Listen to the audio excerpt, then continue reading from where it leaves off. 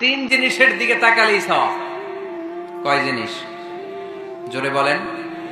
এক নাম্বার আন-নাযার ইলাল মুসহাফ, কোরআনের দিকে তাকালেই সওয়াব, পড়া লাগবে না, পড়লে তো সওয়াব আছে, তাকানো মাত্রই। দুই নাম্বার আন-নাযার ইলা ওয়াজহিল ওয়ালিদাইন, মা বাবার চেহারা,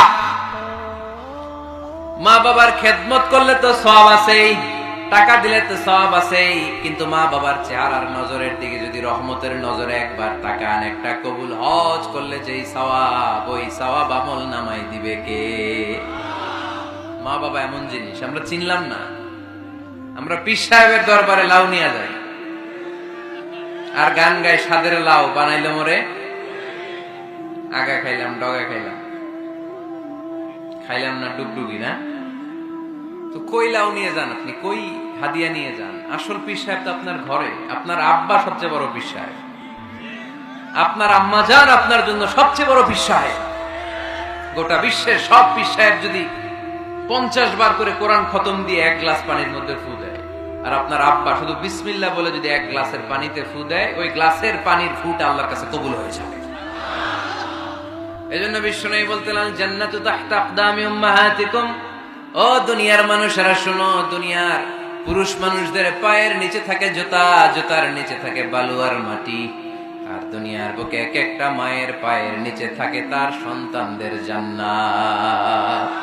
ওগো মা তুমি এই ধরনের শ্রেষ্ঠ নেয়ামত, তোমারই পদতলে রয়েছে জান্নাত। ওগো মা তুমি এই ধরনের শ্রেষ্ঠ নেয়ামত, তোমারই পদতলে রয়েছে জান্নাত। সুবহানাল্লাহ পড়েন। কি মা? এই মারে আমরা চিনি না। লাউ কাতা'তা জিলদাক, তোমার গায়ের চামড়া কেটেও যদি মাকে জুতো বানিয়ে দাও, ওই যে ছোটবেলায় দুধ খাইছিলা, এক ঢোক দুধের শোধ আদায় হবে না। এক ঢোক দুধের শোধ আদায় হবে না। ওই মা। 3 বার বললেন আল্লাহ রাসূল এই মায়ের কথা। কয়বার?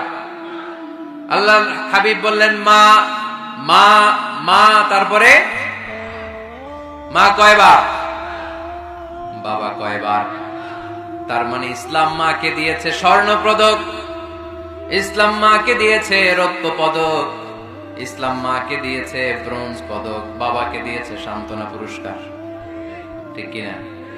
3 বার যদি মা হয়, একবার যদি বাবা হয়, তাহলে স্বর্ণ পদক কে? রৌপ্য পদক, ব্রোঞ্জ পদক, সান্ত্বনা পুরস্কার। সুবহানাল্লাহ কইতে বললেন না?